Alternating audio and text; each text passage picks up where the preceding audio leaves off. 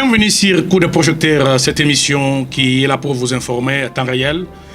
Comme vous le savez très bien, notre devoir est de vous informer. Aujourd'hui, on a un réel plaisir de recevoir sur notre plateau Monsieur Kassongo Kitenge Pascal.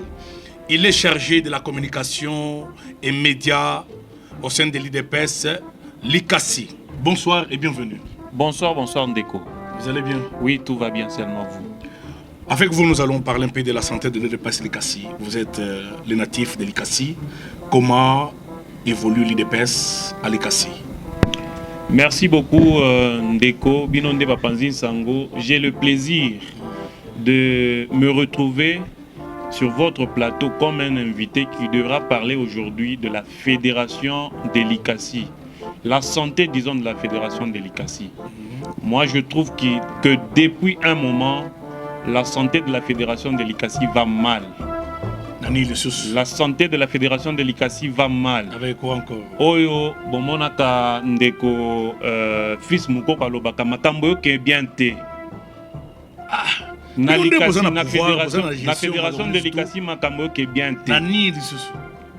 Nous ne pouvons pas nous permettre, nous en tant que les dirigeants de la fédération de l'ICASI, de diviser la base.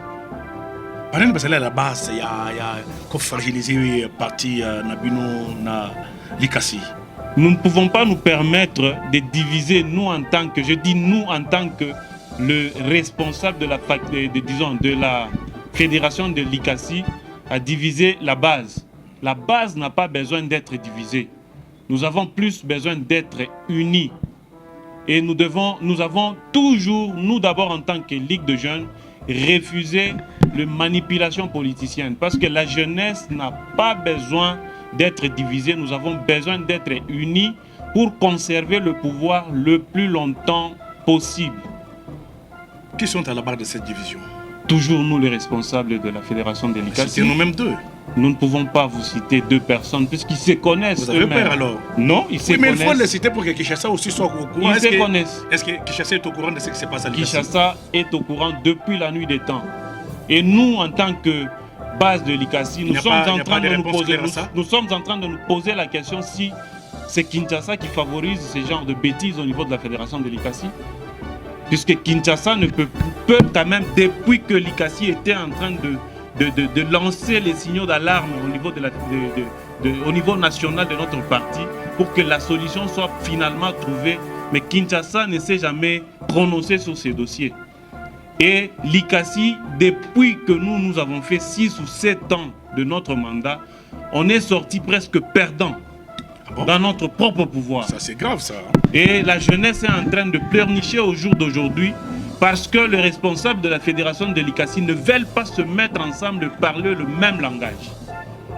Si aujourd'hui je peux peut-être donner l'âge de la division qui règne au sein de la fédération de l'ICASI, si c'était un enfant, cet enfant devait avoir des petits-enfants. Est-ce que vous ne dépendez pas aussi de la ville de Lubumbashi? Vous n'êtes pas contrôlé par les gens d'ici?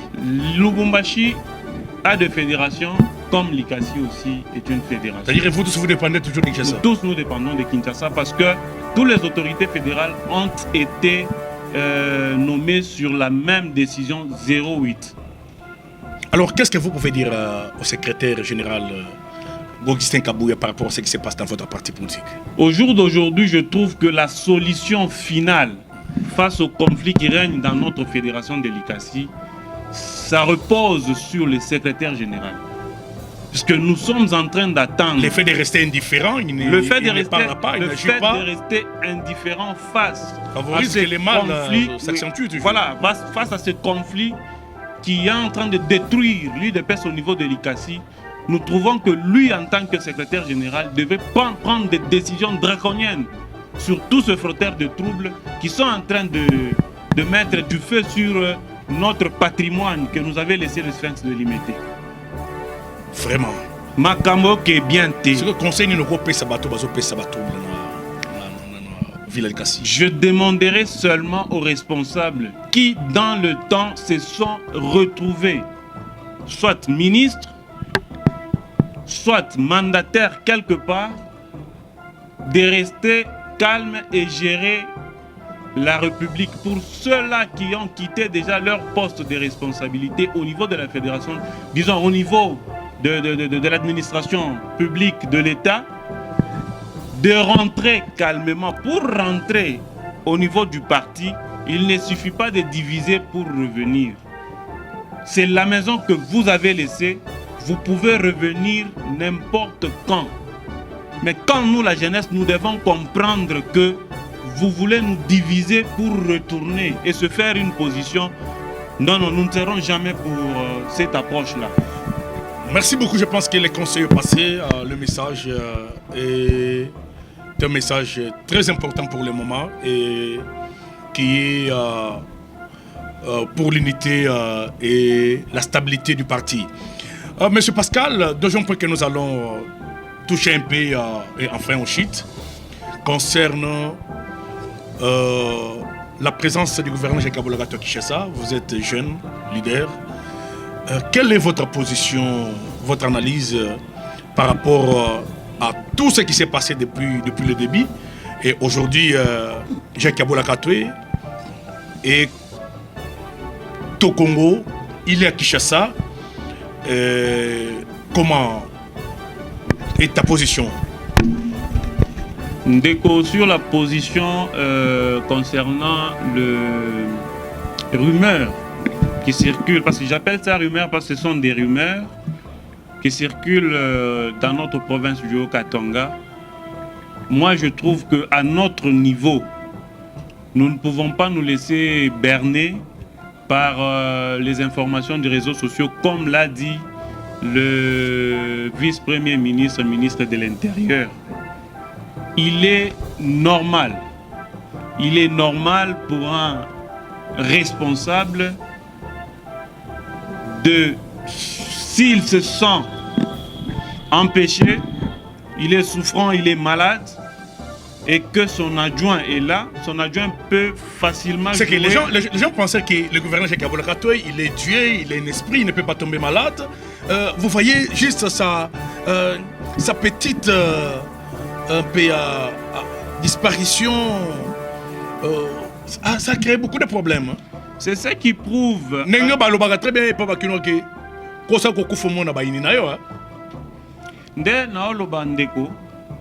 Akimi, tout le monde a photo dans les réseaux sociaux.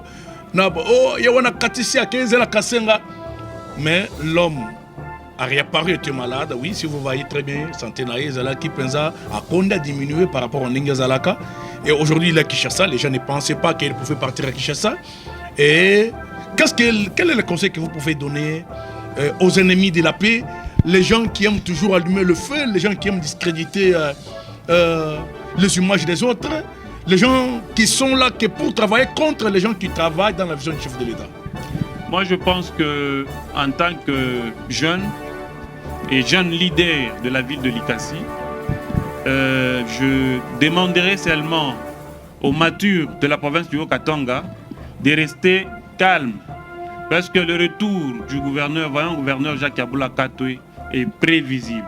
Et il est normal qu'il était souffrant, il ne pouvait pas directement répondre à l'appel de la haute hiérarchie, mais maintenant qu'il s'est fait soigner, il est parti et il va rentrer. Il est de quoi normal, je me répète encore une fois, il est de quoi normal que lorsque le gouverneur ou un autre responsable est empêché, que son adjoint puisse jouer... C'est prévu dans la Constitution, c'est prévu.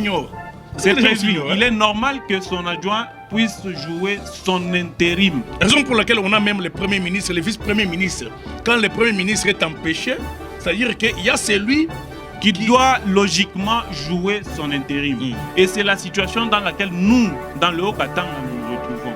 C'est pour la première fois peut-être que tout le monde a Haut-Katanga, un gouverneur en fonction à 5 mois, et surtout qui va le les animes. Peut-être que je voudrais essayer de recadrer certains esprits et mauvaises langues.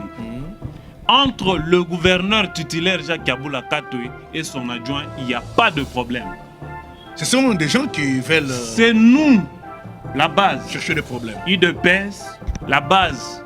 ARDEV, les associations socio-culturelles. Nous, quand on grandissait, les associations socio-culturelles n'étaient pas des structures politique. Parce que moi, je me suis aussi posé cette question. Ce ne sont pas des structures aussi au bâtiment politiques. du 30 juin, même le message qui a créé des problèmes ici, qui a suscité des réactions négatives. Au bâtiment du 30 juin, le vice-gouverneur Martin Kazembe-Choula était là. Il était toujours derrière, souriant derrière le gouverneur Jacques Bolagato. Après, ils étaient à l'Ikassi. Le coup de projecteur était bel et bien aussi présent à l'Ikassi. Ils étaient toujours ensemble. Ils sont allés aussi là où on avait lancé des travaux ici, qu'il est là-bas. Ils étaient toujours ensemble. Mais aujourd'hui, les gens veulent récupérer la situation d'une manière, je ne sais pas, bon, comme vous venez de le dire, mais je ne sais pas, donnez un peu une minute d'éclaircissement sur ça. En tout cas, les deux autorités ont des relations, ont toujours eu des relations amicales. Ils nous ont gérés pendant le temps qu'ils nous ont gérés jusqu'aujourd'hui dans leurs relations amicales. Et donc, il n'en revient pas à nous en tant que base.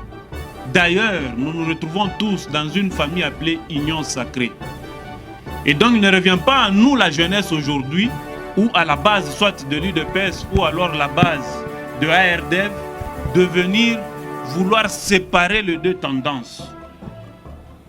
Et tous travaillent pour le président de la République. Eux tous travaillent pour le président de la République. Ils étaient tous même élus sur la même liste. Ils ont été élus sur la même liste et je suis en train de saluer la sagesse de ces deux leaders.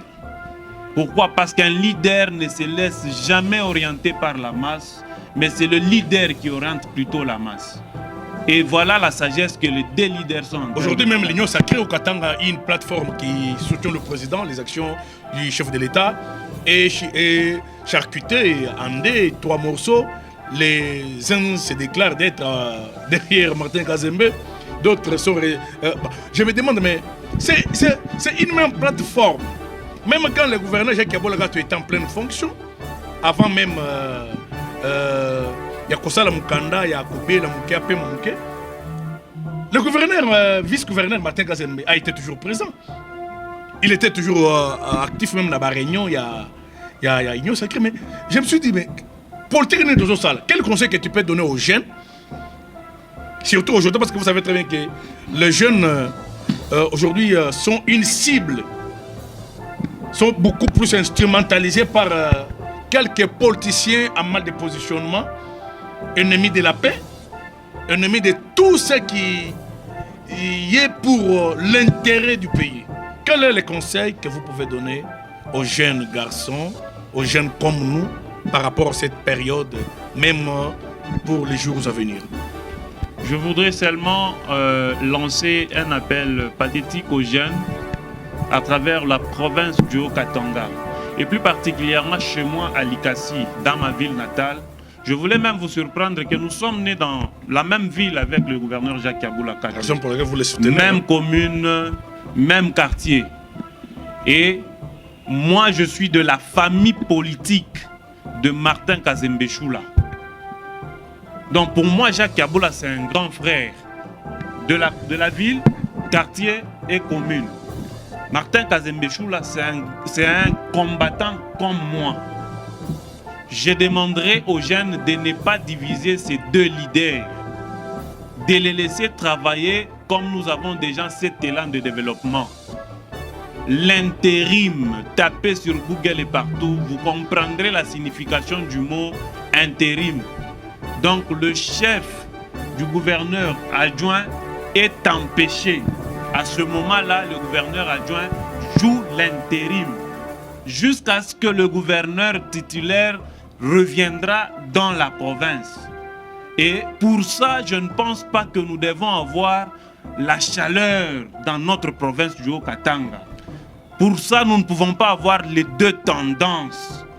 Je crois que ceux qui sont en train de vouloir diviser les gens, ce sont les frustrés. Ceux qui se disent, pendant que Jacques Kaboula était au pouvoir, nous, on ne s'est pas retrouvés. Alors, par cette occasion, le fait que Mwanamboka, Kazembe-Choula est là, nous pouvons nous repositionner. Ici, il ne s'agit pas de Kazembe-Choula Martin qui est en train de diviser la base. Ici, il ne s'agit pas de Jacques Kaboula qui a dit à la base de se confronter les uns contre les autres. Ici, il s'agit plutôt des gens qui sont frustrés et qui se sont résumés qu'il faut faire des attaques qu'il faut compliquer plutôt la situation. Nous mettons en garde tous ceux-là qui sont en train de vouloir, à gauche comme à droite, vouloir diviser les gens, le Haut-Katanga, pour se faire une place. Vraiment, nous sommes arrivés à la fin de notre émission. Coup de projecteur, vous savez, c'est une émission toujours au rendez-vous des grands cieux. J'aimerais aussi dire quelque chose au placé Emo. Jacques Aboula Katoué, c'est un homme qu'il faut, un homme pacifique. C'est un homme qui a eu à renforcer la cohésion dans cette province. C'est un homme digne de confiance. C'est un pacifiste. Jacques Aboula Katoué, il n'est pas tribaliste, il n'est pas problématique, il n'est pas conflictuel. Et parmi des gens qui aident le président dans ce pays, et surtout particulièrement dans la province du Katanga, je ne pense pas qu'on peut avoir 4 personnes qui se sont données corps et âme, qui se sont inscrits dans la vision du chef de l'État, de A jusqu'à Z, comme Jacques Aboula Katoué. Alors évitez un peu de créer des problèmes là où il n'y en a pas. Évitez un peu de créer une crise qui n'a pas de sens. La paix doit être un combat ultime pour tous les Congolais, des pères et des mères. La paix pour notre pays. Parce que vous trouverez très bien que là où il y a la paix, il y a l'unité. Là où il y a la paix, il y a le développement. Qu'on favorise beaucoup plus l'unité entre nous-mêmes. Qu'on favorise beaucoup plus la paix. Que les intérêts personnels ne nous divisent pas. Ce qui prime, c'est le pays. Et notre dénominateur commun, c'est le président Félix Antoine Tshisekedi. Aujourd'hui, s'attaquer au gouverneur Jacques Aboula Katoué, c'est s'attaquer au président de la République. Indirectement. Accuser,